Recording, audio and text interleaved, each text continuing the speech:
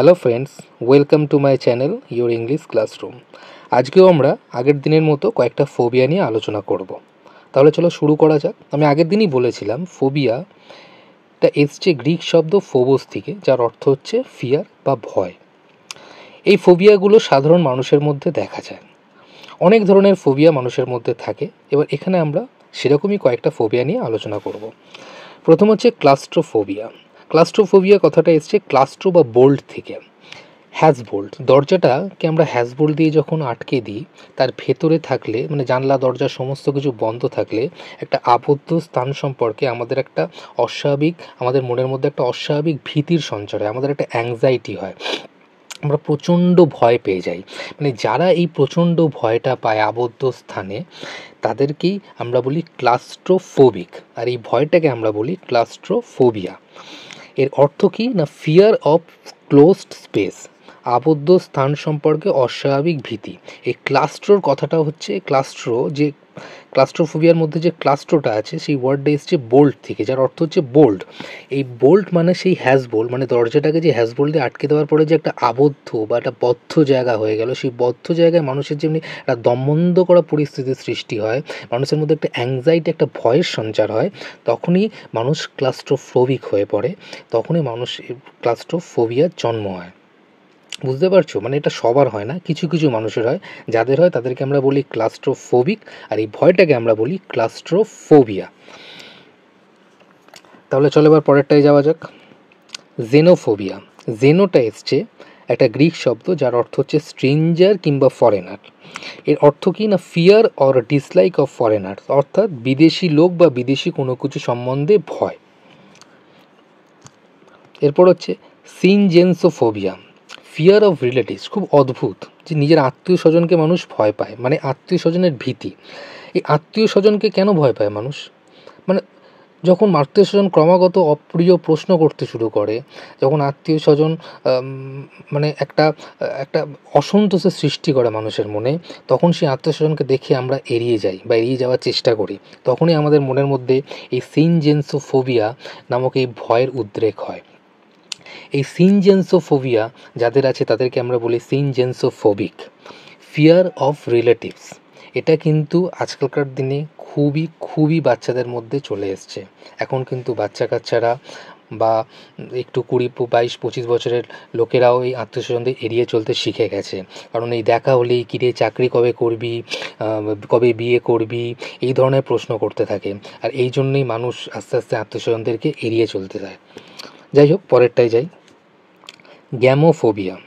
গ্যামোফোবিয়াটা কিনা fear of marriage বা প্রতিশ্রুতি বা বিবাহের ভয়। শুধু বিবাহ নয়, প্রতিশ্রুতিরও ভয়। গ্যামোটা এসছে গ্রিক শব্দ গ্যামো থেকে, যার অর্থ হচ্ছে ম্যারেজ। গ্রিক শব্দ গ্যামো থেকে এসছে, যার অর্থ হচ্ছে ম্যারেজ, আর তার সাথে যুক্ত হয়েছে ফোবিয়া।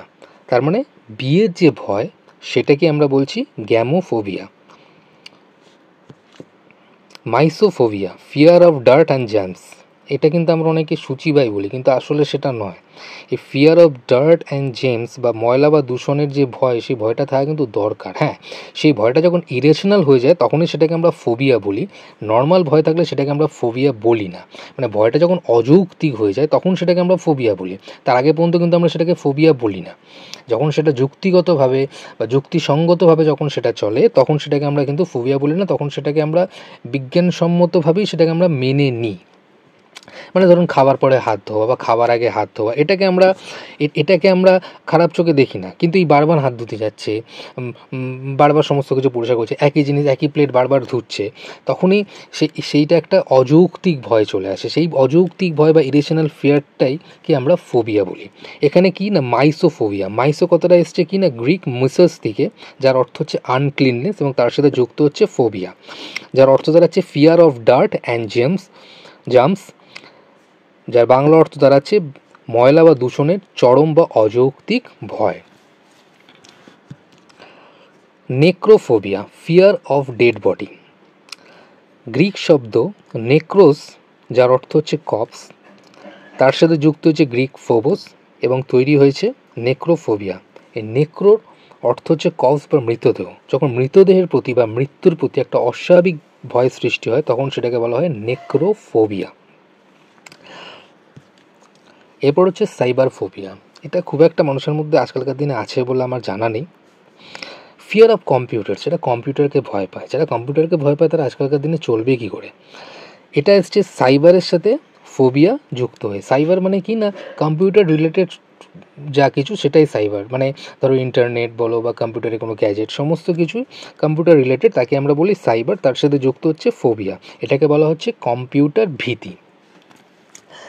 যাই হোক, আজকের এই ভিডিওটা আশা করি তোমাদের বুঝতে অসুবিধা হয়নি। আমি আগের দিনের ভিডিও বলেছি, বারবার বলছি, আমি কিন্তু ভিডিওগুলো লাইভ করি। আমি ছাত্রছাত্রীদের যেভাবে পড়াই আমি এখানেও ঠিক সেইভাবে পড়ানোর চেষ্টা করি।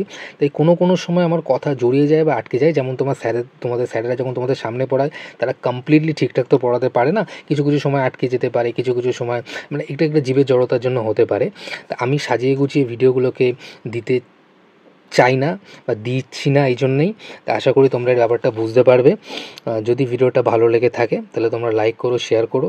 আর যদি এরকম এই বারবার এক কথা দুবার তিনবার বলে ফেলার পরে ভিডিওটা খারাপ লেগে থাকে তার জন্য আমি আগাম ক্ষমা চেয়ে নিচ্ছি। ভালো থেকো। আর প্লিজ প্লিজ প্লিজ পারলে আমার চ্যানেলটাকে একটু সাবস্ক্রাইব করো। তোমরা সাবস্ক্রাইব করলে আমার মনের মধ্যে একটা এনকারেজমেন্ট আসবে, তাহলে এই ভিডিওগুলো করতে খুব ভালো লাগবে। ভালো থেকো।